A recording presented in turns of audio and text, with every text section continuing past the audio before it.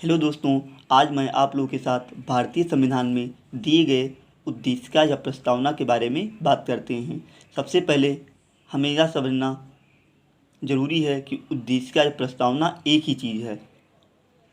प्रस्तावना के बारे में बात करने से पहले हमें प्रस्तावना के बारे में थोड़ी जानकारी प्राप्त कर लेनी ज़रूरी है। आइए देखते हैं प्रस्तावना क्या होती है। प्रस्तावना के माध्यम से भारतीय संविधान का सार, अपेक्षाएं, उद्देश्य, उसका लक्ष्य तथा दर्शन प्रकट होता है। संयुक्त राज्य अमेरिका का संविधान बनने के बाद से दुनिया के विभिन्न देशों ने अपने संविधान में उद्देशिका रखने का प्रचलन शुरू किया। भारतीय संविधान के पीछे उद्देशिका की झलक हमें पंडित नेहरू के उस ऐतिहासिक उद्देश्य संकल्प में मिलती है जिसे उन्होंने संविधान सभा में व्यक्त किया था। भारत संविधान की प्रस्तावना अमेरिकी संविधान से प्रभावित मानी जाती है। उद्देशिका संशोधन योग्य है या नहीं, इसके बारे में बात करते हैं।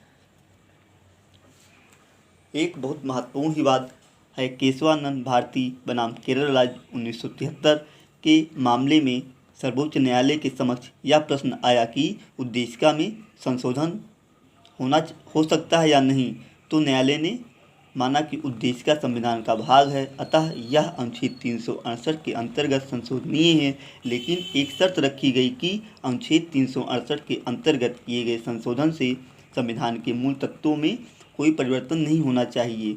अतः उद्देशिका संशोधन योग्य है और यह शक्ति मात्र संसद को प्राप्त है।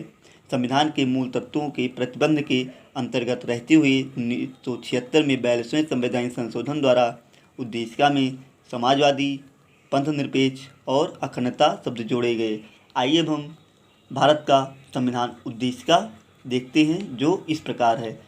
हम भारत के लोग भारत को एक संपूर्ण प्रभुत्व संपन्न, समाजवादी, पंथनिरपेक्ष, लोकतंत्रात्मक गणराज्य बनाए रखने के लिए तथा उसके समस्त नागरिकों को सामाजिक, आर्थिक और राजनीतिक न्याय, विचार, अभिव्यक्ति, विश्वास, धर्म और उपासना की स्वतंत्रता, प्रतिष्ठा और अवसर की समता प्रदान कराने के लिए तथा उन सब में व्यक्ति की गरिमा और राष्ट्र की एकता और अखंडता सुनिश्चित कराने वाली बंधुत्व बढ़ाने के लिए दृढ़ संकल्पित होकर इस संविधान सभा को आज तारीख 26 नवंबर 1949 ईस्वी मिति मार्गशीर्ष शुक्ल सप्तमी संवत 2006 विक्रमी को एतद द्वारा इस संविधान को अंगीकृत, अधिनियमित और आत्मार्पित करते हैं।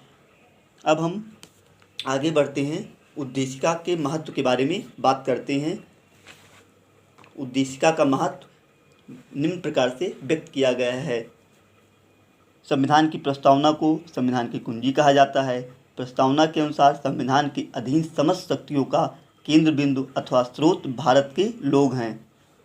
केशवानंद भारती बाद में ही सर्वोच्च न्यायालय ने मूल ढांचे का सिद्धांत, थ्योरी ऑफ बेसिक स्ट्रक्चर दिया तथा प्रस्तावना को संविधान का मूल ढांचा माना।